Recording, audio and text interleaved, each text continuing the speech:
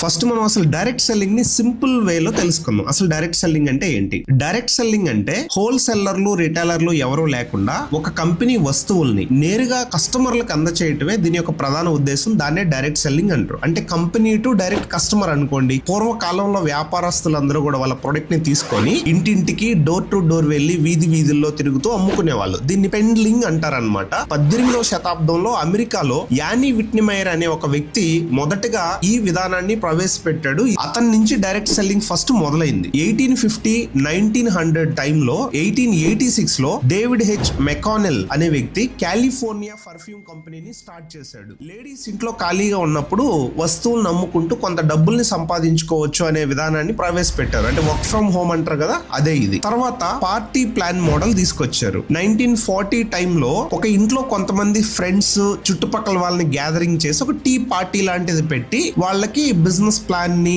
And ఆ product demonstrations గురించి మాట్లాడి అలా సెల్లింగ్ చేసేవాళ్ళు అనమాట. దీన్ని పార్టీ ప్లాన్ మోడల్ అని అంటారు. తర్వాత వచ్చింది నెట్వర్క్ మార్కెటింగ్ బిజినెస్, MLM అని కూడా అంటారు, మల్టీ లెవెల్ మార్కెటింగ్ అని చెప్పి. ఇది 1945 లో న్యూట్రిలైట్ కంపెనీ ఒక విప్లవాత్మకమైన మార్పు తీసుకొచ్చింది. కేవలం వస్తువులను అమ్మడమే కాకుండా కొత్తగా ఎవరైతే మీ కింద జాయిన్ అవుతారో డిస్ట్రిబ్యూటర్స్, వాళ్ళని చేర్చుకొని వాళ్ళు కొనే ప్రొడక్ట్స్ లేదా వాళ్ళు అమ్మే ప్రొడక్ట్ మీద కూడా కమిషన్ వచ్చేలాగా మల్టీ లెవెల్ మార్కెటింగ్ అనేది స్టార్ట్ అయింది. ఇది 1959 లో యాంవే స్టార్ట్ అయిన తర్వాత వీళ్ళు ఇంకా దీన్ని బాగా డెవలప్ చేసేసారు. ఇక భారతదేశంలో ఎప్పుడు వచ్చింది ఏంటి విషయం అంటే, ఇండియాకి డైరెక్ట్ సెల్లింగ్ 1990s లో వచ్చింది. 1995, 1996 టైంలో యాంవే, వరీఫ్లేమ్, టప్పర్వేర్ లాంటి ఇంటర్నేషనల్ డైరెక్ట్ సెల్లింగ్ కంపెనీస్ అడుగుపెట్టి ప్రపంచానికి దీన్ని బాగా పరిచయం చేసి, ఎస్పెషల్ ఇండియాలో అయితే వీళ్ళు బాగా దీని గురించి ఎక్స్ప్లెయిన్ చేసి చాలా మందిని ఇన్వాల్వ్ చేశారు. ఇలా ఈ రోజు ఇండియాలో ఒక పెద్ద ఇండస్ట్రీగా ఇది మారింది. అంతకు ముందు ఈ ఇండస్ట్రీ పెద్ద గుర్తింపు ఏం లేకపోవడం వల్ల